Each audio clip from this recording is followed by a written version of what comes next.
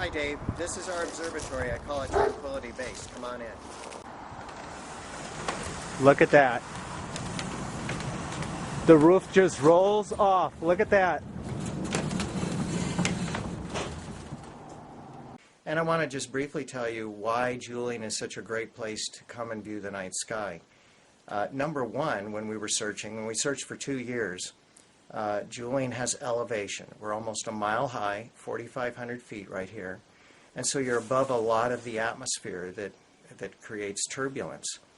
Number two, we have dark skies because we're away from the city lights and the light pollution.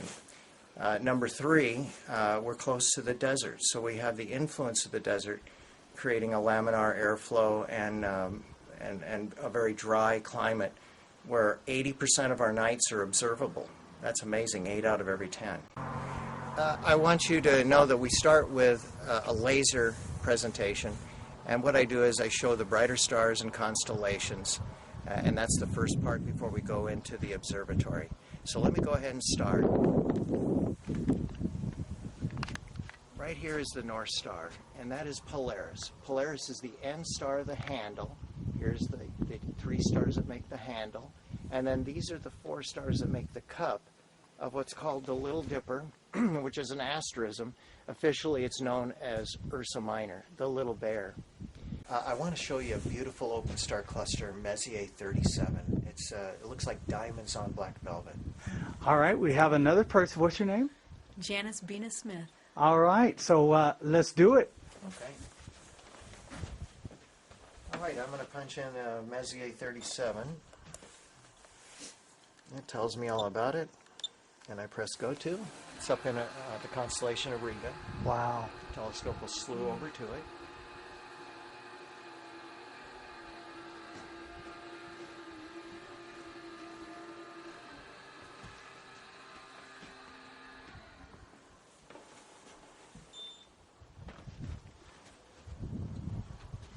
Beautiful.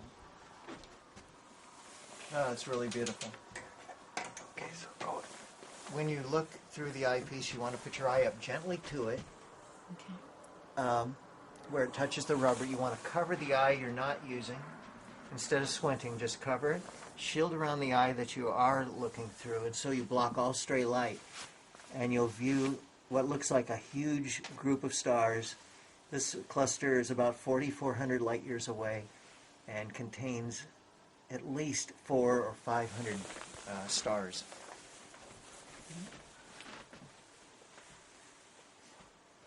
Next, I want to show you the Orion Nebula, a stellar nursery, 1,250 light years away.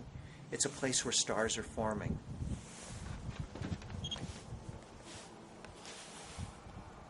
Tells me all about it, and this one will go to it.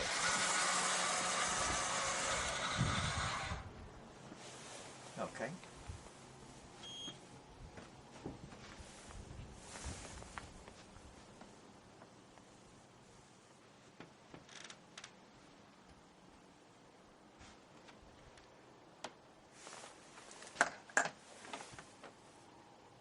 You've got to really shield around your eyepiece when you're looking at this, and you'll see this beautiful arcing cloud.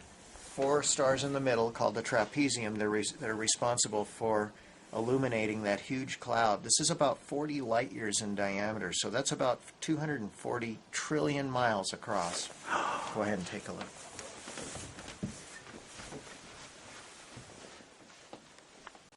To change magnification and fields of view, you change out the eyepiece. So I'm going to take out this eyepiece and put in a different one that will zoom in on the next object a little bit larger. Okay. This is a 20 millimeter eyepiece.